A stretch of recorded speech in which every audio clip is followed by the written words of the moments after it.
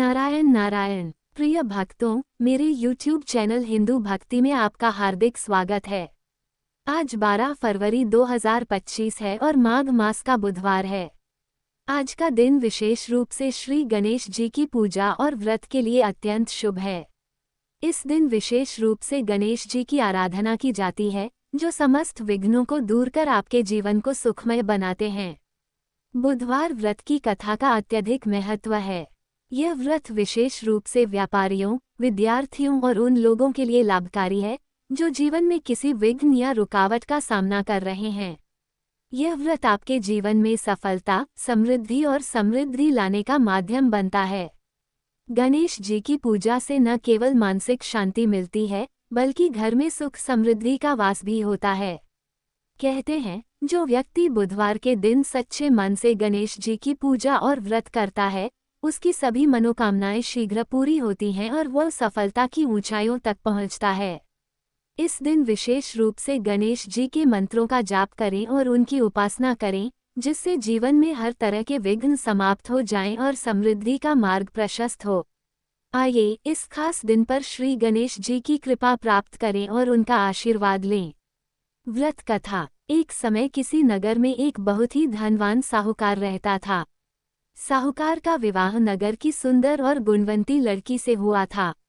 एक बार वो अपनी पत्नी को लेने बुधवार के दिन ससुराल गया और पत्नी के माता पिता से विदा कराने के लिए कहा। माता पिता बोले, बेटा आज बुधवार है, बुधवार को किसी भी शुभ कार्य के लिए यात्रा नहीं करते। लेकिन वह नहीं माना और उसने वहम की बातों को न मानने की बात कही। दोनों ने बैलगाड़ी से यात्रा प्रारंभ की। 2 कोस की यात्रा के बाद उसकी गाड़ी का एक पहिया टूट गया। वहां से दोनों ने पैदल ही यात्रा शुरू की। रास्ते में पत्नी को प्यास लगी तो साहूकार उसे एक पेड़ के नीचे बैठाकर जल लेने के लिए चला गया।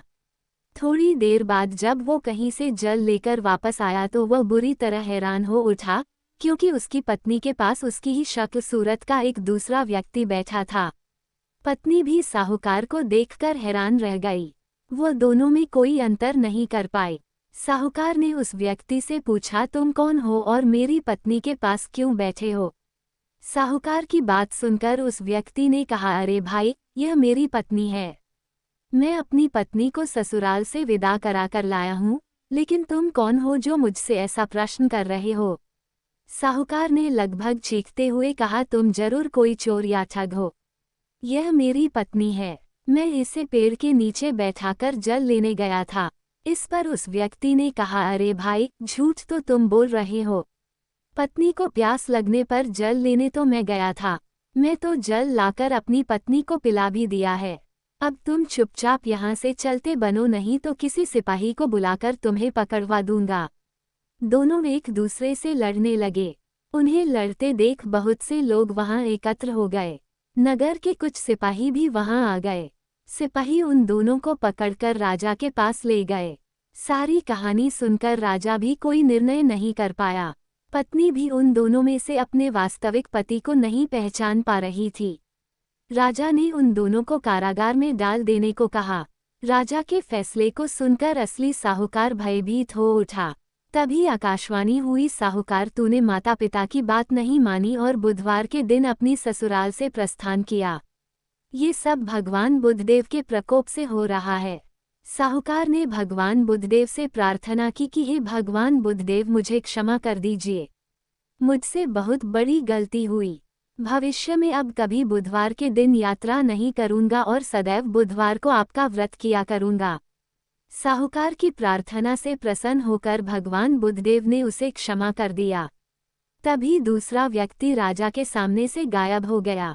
राजा और दूसरे लोग इस चमत्कार को देखकर हैरान हो गए। भगवान बुद्धदेव की अनुकंपा से राजा ने साहूकार और उसकी पत्नी को सम्मानपूर्वक विदा किया। कुछ दूर चलने पर रास्ते में उन्हें बैलगाड़ी मिल गई। बैलगाड़ी का टूटा हुआ पहिया भी जुड़ा हुआ था। दोनों उसमें बैठकर नगर की ओर चल दिए। साहूकार और उसकी पत्नी दोनों बुधवार का व्रत करते हुए आनंदपूर्वक जीवन यापन करने लगे। भगवान बुद्धदेव की अनुकंपा से उनके घर में धन संपत्ति की वर्षा होने लगी। जल्द ही उनके जीवन में खुशियां ही खुशियां भर गई। बुधवार का व्रत करने से स्त्री पुरुष के जीवन में सभी मंगल कामनाएं पूरी होती है। हमें उम्मीद है हमारे द्वारा दी गई जानकारी आपको पसंद आई होगी। अगर आपको ये जानकारी पसंद आई है तो चैनल को सब्सक्राइब, लाइक और शेयर जरूर करें। ऐसे ही व्रत कथा जानकारी के लिए जुड़े रहे मेरे YouTube चैनल हिंदू भक्ति के साथ।